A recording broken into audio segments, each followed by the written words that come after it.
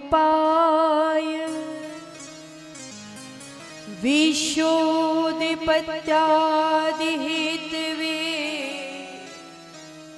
तापत्रय विनाशाय श्रीकृष्णाय वयं नमः। कहा सच्चिदानंद भगवान के स्वरूप का वर्णन किया। भगवान का स्वरूप कैसा है? सत घन चित घन आनंद। सत यानी कि शक्ति। हम लोग कहते हैं हाथ से काम करते हैं, और जब हाथ से कोई काम नहीं कर पाते तो कहते हैं ना मेरे हाथ में अब शक्ति नहीं रही, है ना। पैरों से चलते हैं, जब थक जाते हैं तो कोई किसी काम की कहते हैं अब हमें चलने की शक्ति नहीं रही। ये शक्ति कौन है? ये शक्ति प्रदान करने वाला कौन है? वह साक्षात सत्य स्वरूप परमात्मा। वही सत्य स्वरूप परमात्मा हमको शक्ति प्रदान करता है। वही परमात्मा की कृपा है कि आज हम सब हमारी जीवा के द्वारा बोल पा रहे हैं। उसी ईश्वर की कृपा है कि हम सब पैरों के द्वारा चल पा रहे हैं, हाथों के द्वारा कर्म कर पा रहे हैं। अगर वो ना चाहे तो पूरा शरीर हमारे पास है, लेकिन हम कोई काम नहीं कर सकते। एक बार की बात क्या हुआ, वैकुंठ लोक में प्रभु श्री नारायण और लक्ष्मी जी विराजमान थे। लक्ष्मी जी बोली प्रभु इस धराधाम पर आपको क्या लगता है लोग आपको ज्यादा प्रेम करते हैं? भगवान ने कहा वो तो करते ही, उसमें कहने वाली क्या बात है। जैसे ही कहा लक्ष्मी जी बोली नहीं प्रभु ऐसा नहीं है, इस धराधाम पर लोग सबसे ज्यादा प्रेम मुझसे करते हैं। अगर मैं जिसके पास में चली जाऊं ना आपको तो लोग अपने आप भूल ही जाते हैं। भगवान ने कहा अच्छा इसका कोई प्रमाण है? लक्ष्मी जी बोली हाँ। देखा पृथ्वी लोक पर उस समय क्या हो रहा था, एक किसी व्यक्ति की अंतिम यात्रा जा रही थी, और जब उस व्यक्ति की अंतिम यात्रा जा रही थी तो देखा बहुत सारे लोग उसकी यात्रा को लेकर के जा रहे थे, और जाते समय सब बोलते हुए जा रहे थे राम नाम सत्य है, राम नाम सत्य है। लक्ष्मी जी ने कहा देखो प्रभु ये सब मेरे नाम का ही गान कर रहे हैं, ये सब मेरे ही नाम को तो गा रहे हैं। भगवान ने कहा, लक्ष्मी जी बोली अच्छा प्रभु ये सब आपके नाम को गा रहे हैं, मैं चाहूं तो 1 मिनट में आपका नाम बंद करवा सकती हूँ। भगवान ने कहा अच्छा वो कैसे करवा सकती हो? लक्ष्मी जी बोली प्रभु देखो आप।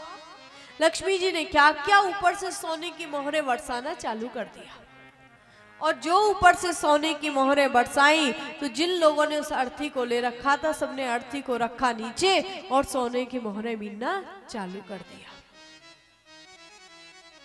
जैसे ही सोने की मोहरें बीनना चालू किया लक्ष्मी जी बोली देख लो प्रभु ये लोग अभी राम नाम का जाप कर रहे थे और अब बोले सब भूल गए। भगवान बोले जानता हूं कि सब भूल गए, लेकिन लक्ष्मी तुम एक काम कर दो तो मैं मान जाऊंगा कि इस दुनिया में तुम्हारे बिना पत्ता नहीं हिल सकता। ये दुनिया तुम चलाने वाली हो। लक्ष्मी जी बोली क्या करूं प्रभु बताओ ना। अरे इन सबको देखो, इन सबका मन मैंने डगमगा दिया, इन सबको जहां ये थे वहां से हटा दिया, और क्या चाहिए। भगवान बोले लक्ष्मी ये जो मुर्दा जो अर्थी पर लेटा हुआ है इससे एक मोहर उठवा करके बताओ तो जान जाओ।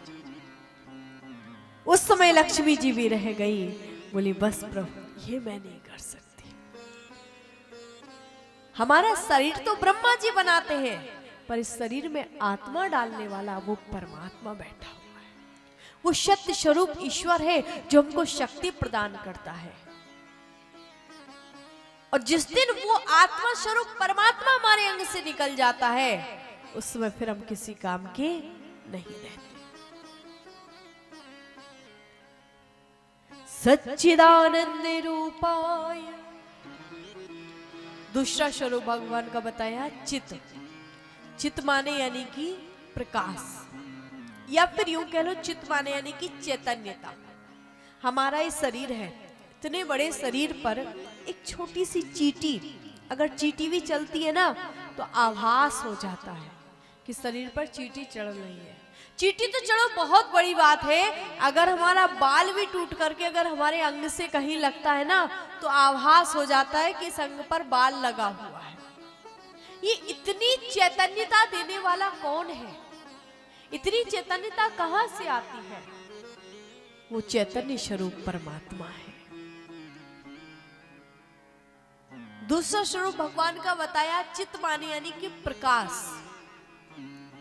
अगर हमें कोई भी पुस्तक पढ़नी हो, कोई भी काम करना हो तो प्रकाश की आवश्यकता पड़ती है।